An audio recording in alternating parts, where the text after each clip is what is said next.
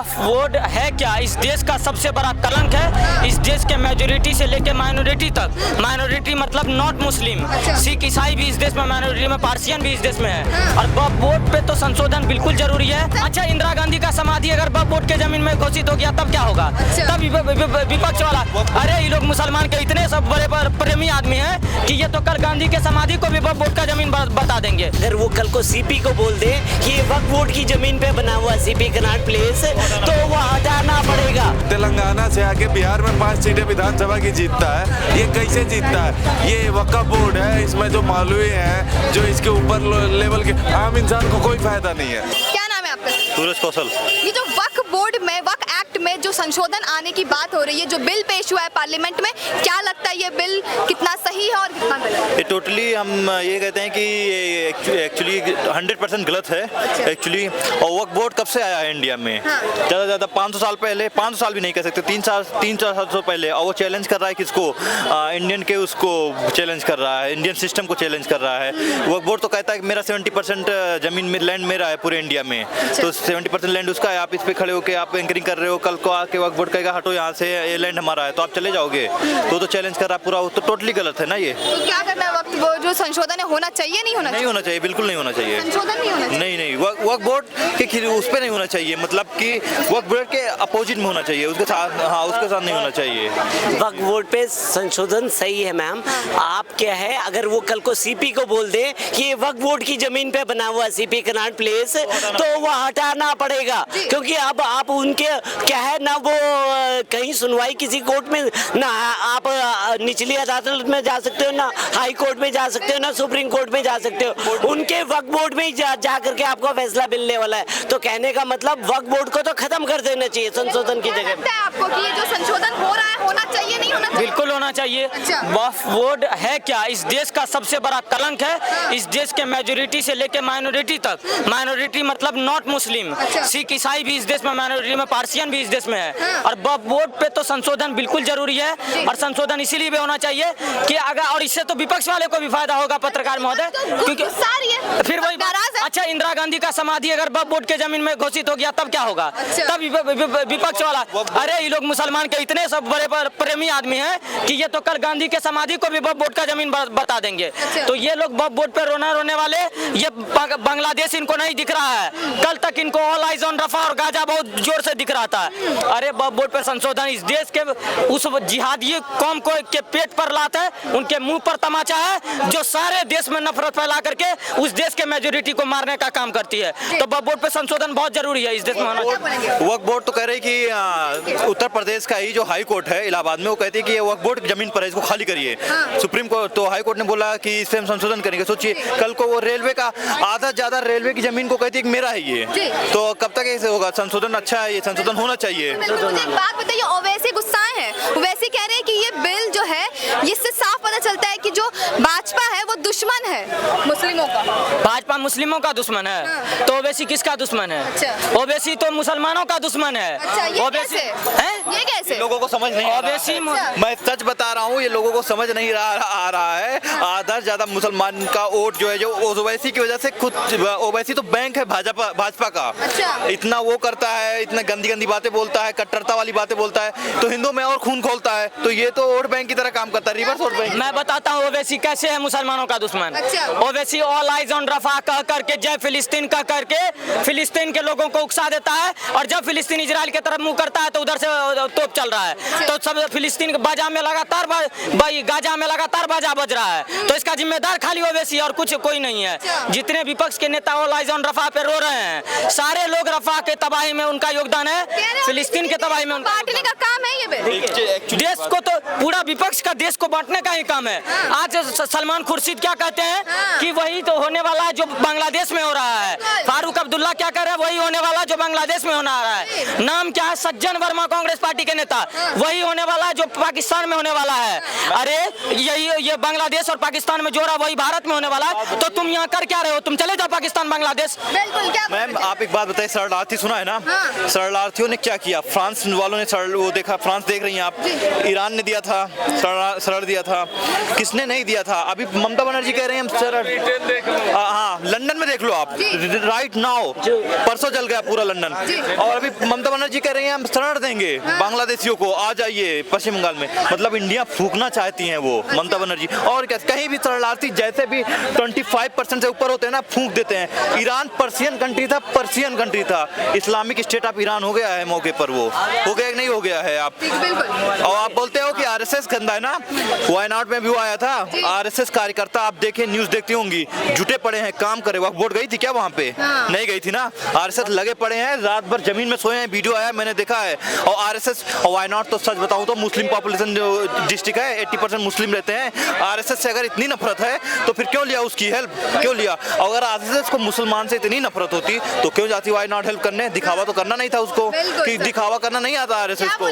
वक्फ board जो है देश की संपत्ति को हड़पने का, आज देख ले रेल डिपार्टमेंट और सेना के बाद में, सेना और रेलवे के पास में जितनी संपत्ति है तीसरा नंबर वक्फ बोर्ड का आता है। अब आप बताइए वक्फ बोर्ड है क्या? वक्फ बोर्ड ये था कि भाई जो मुसलमान यहाँ से चले गए उनकी संपत्ति दान में, जो अल्लाह के नाम पे दान करते थे, अब अल्लाह के नाम पे दान करने का मतलब वो सार्वजनिक संपत्ति हो गई। पर आपने क्यों कंट्रोल कर रखा है सार्वजनिक संपत्ति को?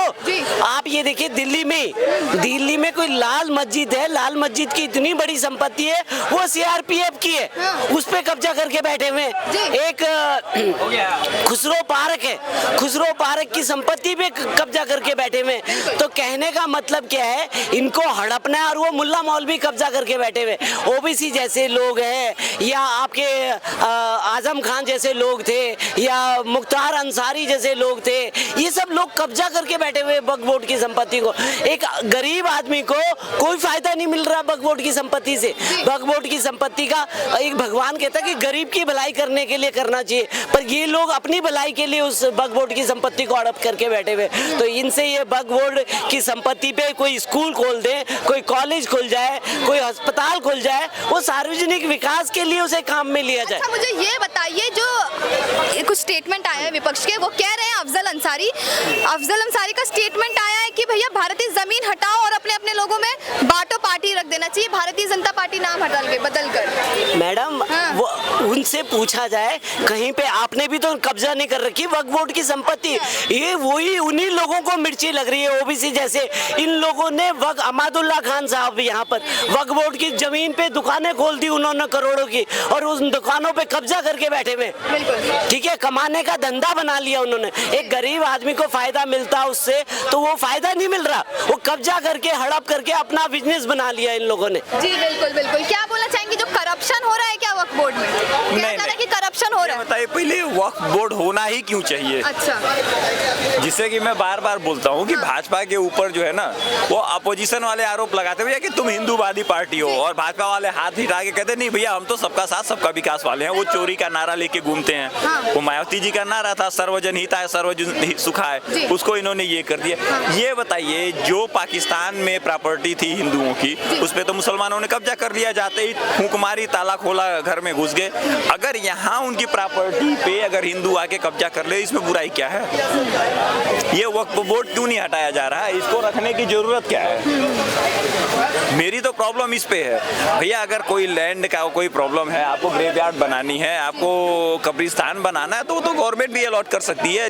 जिसे इस बारी इंस्पेक्शन के लिए डीएम को रजिस्टर्ड किया गया कि बगैर डीएम के इंस्पेक्शन के, और आपको प्रूफ दिखाना होगा कि ये आपकी जमीन है। इसी तरीके से पूरा हाथ उसमें दे देते, वक्फ बोर्ड बनाने की जरूरत क्या है?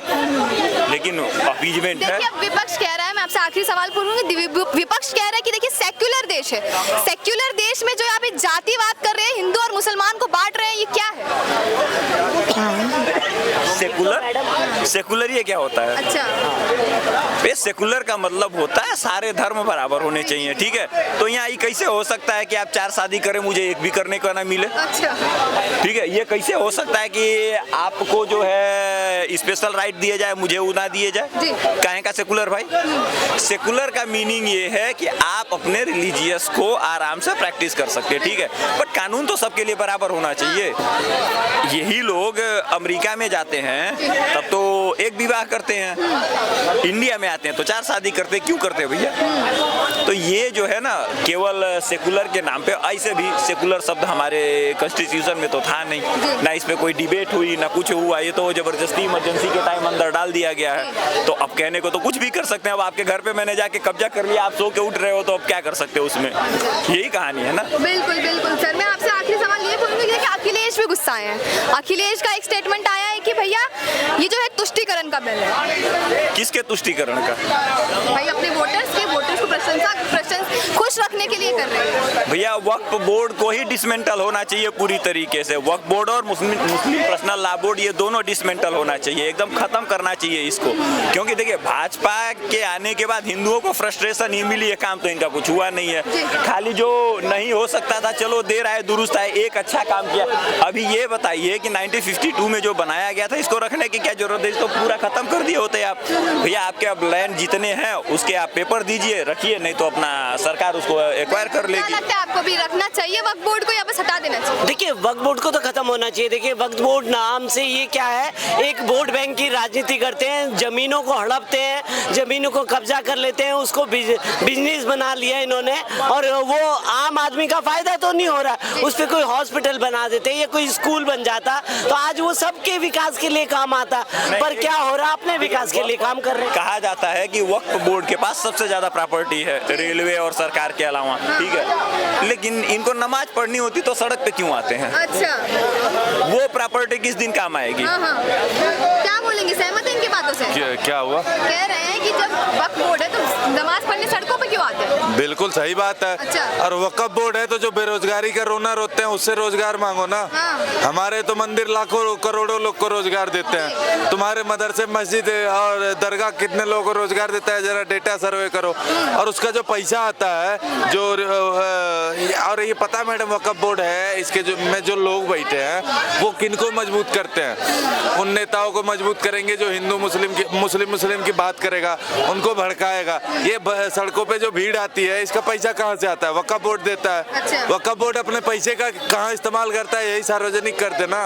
अगर उनको इतनी दिक्कत है तो मैडम वो सार्वजनिक करेंगे नहीं। ये जो वैसे चिल्लाता है और एक मिनट, तेलंगाना से आके बिहार में 5 सीटें विधानसभा की जीतता है, ये कैसे जीतता है? ये वक्फ बोर्ड है, इसमें जो मौलवी हैं जो इसके ऊपर लेवल के, आम इंसान को कोई फायदा नहीं है। जैसे लोग कह रहे हैं कि नहीं आम इंसान को इस समय फ्रंट पे किया जा रहा है, भैया तुम बोलो, तुम कहो कि हमारे धर्म को छेड़ा जा रहा है, ये बयान दिए जा रहे हैं, ये केवल लोगों को भड़काने के लिए है। क्योंकि जो आम नागरिक है और जिसको सच में वक्फ बोर्ड की सच्चाई पता है, उनसे जाके आप पूछो, सीधा कहेंगे भैया इसमें संशोधन की जरूरत है। और लगभग बहुत सारे लोगों ने, मैडम एक चीज और बताता हूँ, वक्फ बोर्ड मदद करता है, एक संगठन है जमीयत ए उलेमा हिंद, अहमदाबाद ब्लास्ट में 28 आतंकवादियों का केस लड़ता है।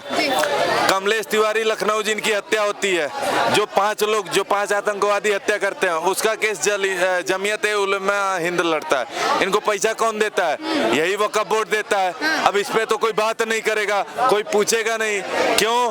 क्योंकि ये बात मुसलमानों की है, मुस्लिम बिरादरी की है। अभी हिंदू की बात होती, यहाँ कोई एक पुजारी अगर गलत कर देता है तो पूरे देश में मुद्दे उठाए जाते हैं। नेता प्रतिपक्ष जाके सदन में और माइक पे बोलते हैं कि मंदिरों में लड़कियों को छेड़ा जाता है। भैया देखो, ये सेकुलर देश तुमने बनाया है, ये बना तो पहले से भी हिंदू राष्ट्र था। जब ये अलग हुआ, इसका विभाजन हुआ, तब भी हिंदू राष्ट्र था। अब तुम जबरदस्ती लाके सेकुलर थोप रहे हो, तो कम से कम सेकुलरिज्म का जो असली मतलब है, जो निभाया जाता है, जैसे बराबरी में सबको दिया जाता है, वैसा तो करो। ये तो सारे खा के बैठे हुए हैं। कांग्रेस तक को वक्फ बोर्ड फंड देती है। और बताओ मैडम, अब लेकिन ये सार्वजनिक तो करते नहीं है। अखिलेश क्यों तिल मिला रहे हैं? अखिलेश इसलिए तिल मिला रहे हैं कि 38 सीटें आई हैं, जो फर्रुखाबाद में आपकी क्या बोलते हैं, सलमान खुर्शीद की भतीजी थी, जो वोट जिहाद की बात करती थी, और एक तरफा जो वोट गिरा है, यही रामपुर में 572 आवाज दिए गए, एक गांव में 2378 वोट है, एक वोट बीजेपी को नहीं मिला। क्या योगी मोदी के सरकार ने उस गांव में विकास नहीं करा? विकास नहीं करा तो 572 मकान कहां से मिले? लेकिन इस बार मानसिकता, ये बात यह है कि मदरसा क्या है, मदरसा में 70 साल से पढ़ाया किया जाता है, उसमें एक कट्टरता पढ़ाया जाता है, अपने धर्म के आगे किसी को न मानो, अपने धर्म को छोड़ के बाकी सभी काफिर हैं। तो जब ये सब चीजें पढ़ाई जाएंगी तो लोग आएंगे, सड़कों पे उतरेंगे, बवाल करेंगे। अभी सलमान खुर्शीद बोल रहे हैं कि भारत में आंतरिक कलह हो रहा है, हो सकता है, कैसे हो सकता है भैया? देश में मजबूत सरकार बैठी है, सरकार सबसे बड़ी जिसको सीटें मिली है 240 सीटें, तो उसी को तो मानेंगे कि वही बहुमत की सरकार है। 100 करोड़ हमारी आबादी है, हमारे रहते तुम कह रहे हो हमारे करोड़ों बाप दादा मर गए इस देश की सुरक्षा करते हुए, और तुम कह रहे हो आंतरिक कलह होगा। काट के फेंक देंगे इनको जो आंतरिक कलह की बातें कर रहे हैं। इनको देश में नहीं रहने देना चाहिए। बीजेपी खुद इस समय अपने आप को कमजोर महसूस करा रही है। बताइए कि जो विपक्ष के नेता हैं जी कुछ उनका कुछ स्टेटमेंट है, हाँ। उनका स्टेटमेंट ये आया है कि देखिए जो ये है भारत को बांटने का है, जोड़ने का बिल नहीं है और मुसलमान के दुश्मन है ये बीजेपी। अच्छा, यानी इस हिसाब से तो हमारे जो खालिस्तान की मांग कर रहे हैं जो लोग, तो गुरु गोविंद साहब को राष्ट्रपिता घोषित कर देना चाहिए। अभी उनकी खालिस्तान की मांग खत्म हो जाएगी। ननकाना साहिब जो पाकिस्तान में उसको कैप्चर कर लो, बात ही खत्म हो जाएगी। ठीक है, और रही बात, पहली बात ये हो गई। दूसरी बात जो कह रहे हैं कि आंतरिक कलह होगा, तो कलह करेगा कौन? वही स्लीपर सेल जो 5 करोड़ बांग्लादेशी आए हैं, जो 47 के विभाजन के बाद इस देश में रह गए, और कुछ जो हिंदू होके कटवा के बैठे हैं, उन्हीं लोगों को दिक्कत है। तो भैया तुम खुलेआम सामने आओ, हम तुम्हारा मुकाबला करेंगे। ये जो मतलब ना छदम युद्ध जो चल रहा है ना, दूसरे के कंधे पे, मुसलमानों के कंधे पे रख के लोग बंदूक चला रहे हैं। भैया देश का मुसलमान अब भी समझ जा भैया, इस देश में शांति रहेगी तो तुम भी शांति से रहोगे। मेरे को एक बात बताइए, समाजवादी पार्टी के एक नेता है अफजल अंसारी, उनका एक स्टेटमेंट है, मैं उनका बयान आपको पढ़ के बता रही हूँ कि भारतीय जमीन हथियाओ और अपने अपने लोगों में बांट दो, पार्टी कहना चाहिए भारतीय जनता पार्टी। अच्छा, क्या बोलेंगे भैया तो इस हिसाब से तो पूरे देश पे हमारा कब्जा होना चाहिए। इस हिसाब से कि अपने जमीन कब्जा और अपनी लोगों में बांट दो, तो सबसे बड़ा वक्फ बोर्ड पे सबसे पहले हम हमला करें। ये जो दिल्ली के हर मेन मार्केट में एक एक मस्जिद दिखती है, एक मंदिर दिखाओ जरा मेन मार्केट में कहीं हमको, जो बीच में रोड में बनी हुई हो। कब्जा करके तो तुम बैठे हो, तो क्या हम इसको तोड़ दें? क्या हम इस पे कब्जा कर लें? तुम कहना तो यही चाहते हो ना। हमारे मंदिरों से तो 70 साल में तुम कम से कम कई अरब डॉलर में ले गए, लाख की तो बात छोड़ दो, अरब खरब डॉलर ले गए। हमने कुछ कहा? हमने कोई मांग करी? हमारी शिक्षा की व्यवस्था तुमने छीन ली, हमारे धर्म के प्रचार का हक तुमने छीन लिया। संविधान में 25 से लेके 31 तक तुमने हमारे सारे जो धार्मिक अधिकार है छीन लिए, और तुमने किसी को स्पेशल स्टेटस दे रखा है, स्पेशल उसको मंत्रालय दे रखा है, स्पेशल वक्फ बोर्ड दे रखा है, अल्पसंख्यक और क्या बोलते हैं मदरसा में जो शिक्षक है उसको स्पेशल सैलरी देते हो। हमारे पंडितों को तो सैलरी नहीं दी जाती भैया। तो फिर अगर तुम देखो, मुसलमानों को सहयोग के लिए बनाया मैम, सहयोग हो कहाँ रहा? अगर सहयोग होता तो आम कश्मीरी जो पिछले 90 से लेके 2014 तक 2020 तक जो पत्थर फेंकता था, अगर वक्फ बोर्ड इतना अच्छा होता तो वक्फ बोर्ड उनकी मदद करता। 2, 4, 5, 10 हजार के लिए वो पत्थर फेंकने नहीं जाते, वो कश्मीरी भी मजबूर होके पत्थर फेंकने जाते थे मैडम। तो मतलब आम मुसलमानों को भी इसका फायदा नहीं मिल रहा? बिल्कुल नहीं मिलता मैडम। एक कोई दिखाओ। फिर अगर इतना फायदा मिलता, हमारे मंदिर हमें मजबूत करते, हम खुला बोल रहे हैं, जितने पुजारी काम करते हैं वहाँ, चाहे वो किसी भी वर्ग का हो, उसका परिवार आज सक्षम है। वहाँ जो फूल बेचता है उसका परिवार सक्षम है। हर एक काम करने वाले का परिवार अपना रोजगार चला रहा है। इनका जरा दिखाओ, इन्होंने कितनों को रोजगार दिया है। भैया डेटा तो सार्वजनिक करो, तब तो समझ में आए कि भाई तुम देश के लिए कुछ कर रहे हो, अपने वर्ग के लिए कर रहे हो। बोर्ड में कि आपस में ही करप्शन होता है, अंदरूनी करप्शन। मैडम करप्शन इस हिसाब का है कि अगर कोई कंपनी लगाना चाहता है, वक्फ बोर्ड में जो बड़े लोग हैं उनमें आपस में मीटिंग होती है, उनको एक फंड दिया जाता है, उससे किराया आता है। अब वो किराया किसके पास जाता है ये सार्वजनिक नहीं होगा।